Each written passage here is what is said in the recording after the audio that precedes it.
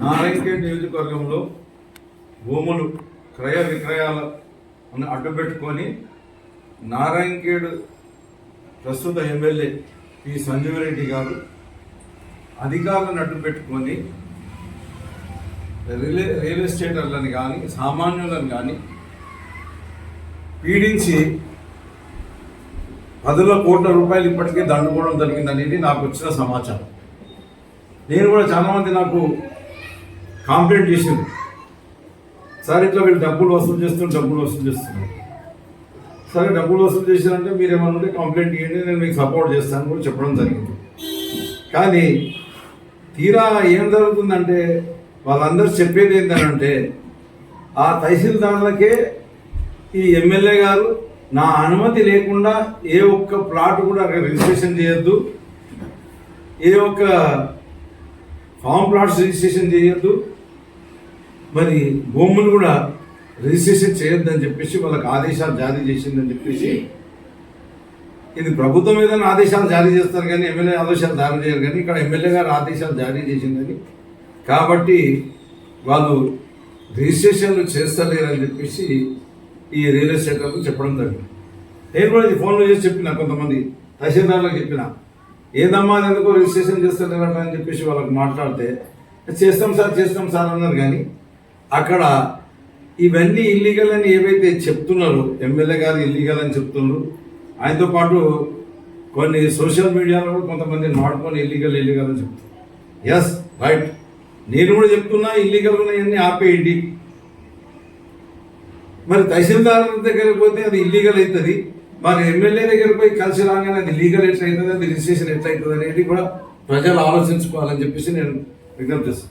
Illegal ఉంటే ఏది చేయకూడదని చెప్పేసి నేను కూడా చెప్తున్నా, చేయకండి. ఇల్లీగల్ ఉంటాయి, లీగల్ ఉన్నాయి మాత్రమే ఎమ్మెల్యేకు సంబంధం లేకుండా వాళ్ళు కట్టాల్సిన రుసుము ఏదైతే ఉందో రిజిస్ట్రేషన్ కొరకని రుసుము కట్టిన తర్వాత స్లాట్ బుక్ చేసుకున్న తర్వాత ఈ తహసీల్దార్లు ఎమ్మెల్యే వద్దకు డైవర్ట్ చేస్తే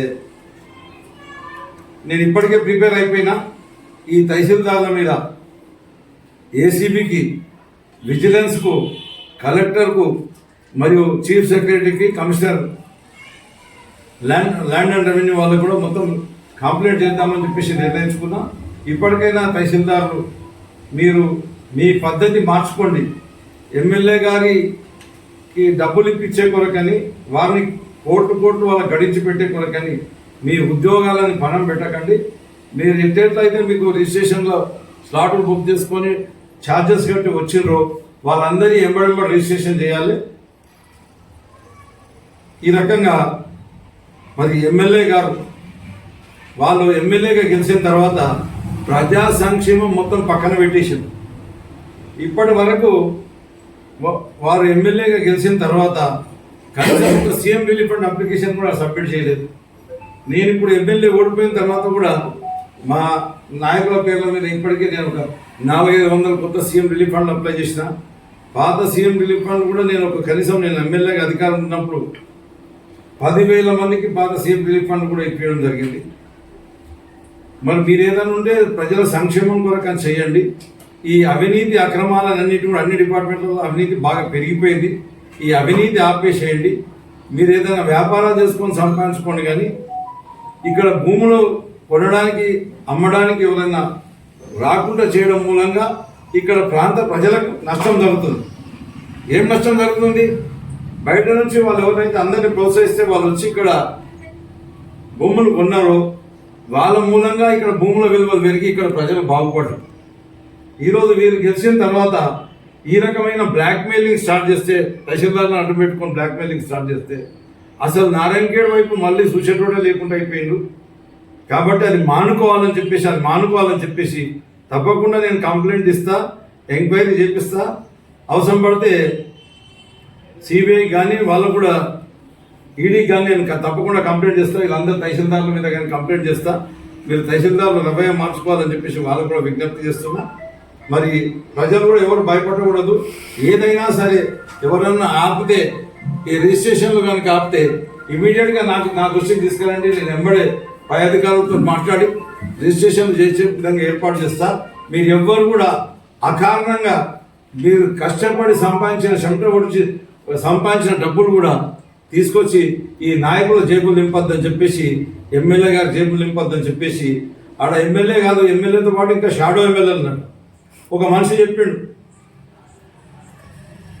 వాళ్ళ దేవుడికి ఫామ్ పార్ట్స్ చేసినాడు. డిస్కషన్ నాకు అనుకోకుండా కలిసి దానికి మేము ఫామ్ ప్లాట్ చేస్తున్నాం. నేను వాళ్ళని గుర్తుపడతా, వాళ్ళు నన్ను గుర్తుపడతారు కదా. చేస్తే అడిగినా నేను, ఏమైనా మంచిగా పోతుందా బిజినెస్? ఎక్కడ పోతుంది సార్? ఆ ఎమ్మెల్యే గారు పిలిపించి నాకు ఎకరానికి 20 లక్షల రూపాయలు ఇవ్వమని చెప్పి, 2 లక్షల రూపాయలు ఇవ్వమని చెప్పి డిమాండ్ చేసి, ఏది ఇవ్వాలి సార్? మొన్న మీరు ఎమ్మెల్యే గెలిచిన తర్వాత వచ్చిన వాటికి ఇవ్వాలని అంటే లేదు, ఆయన ఎమ్మెల్యే ఉన్న పీరియడ్ అప్పుడు కూడా చేసి అన్నిటి కూడా మొత్తం ఎన్ని ఎకరాలు ఉంటే అన్ని ఎకరాలకు 2 లక్షల రూపాయలు ఇవ్వాలని డిమాండ్ చేసిండ్రు.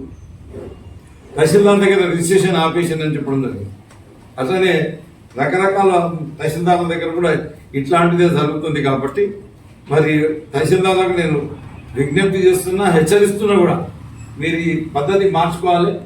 మరి ఇక్కడ నాయకులు కూడా హెచ్చరిస్తున్నా, మీ ఆందోళన ఏదైనా సంపాదించుకున్నది ఉంటే మీరు ఏదైనా వ్యాపారం చేసుకొని సంపాదించుకోండి, కానీ ఈ ప్రజల మీద పడి, ప్రజల సొమ్ము వాళ్ళు కష్టపడి సంపాదించుకున్న ఆస్తుల మీద పడి వాళ్ళని లోడ్ చేసుకోవద్దని చెప్పేసి కాంగ్రెస్ నాయకులు కూడా, ఎమ్మెల్యే గారు కానీ వాళ్ళ కుటుంబం కానీ, షాడో ఎమ్మెల్యేకు ఇంకా షాడో ఎమ్మెల్యేలు ఒకటి లేరు, షాడో ఎమ్మెల్యేలు 3-4 షాడో ఎమ్మెల్యేలు అక్కడ. అట్లనే వాళ్ళందరూ కూడా నేను చెప్తున్నా, మీరు ఈ పద్ధతి మార్చుకోండి, లేకపోతే ఖచ్చితంగా మీరు దీని మూలం చెల్లించాల్సి వస్తుందని చెప్పేసి ఎమ్మెల్యే గారు కూడా నేను తెలియజేస్తున్నా. జై తెలంగాణ.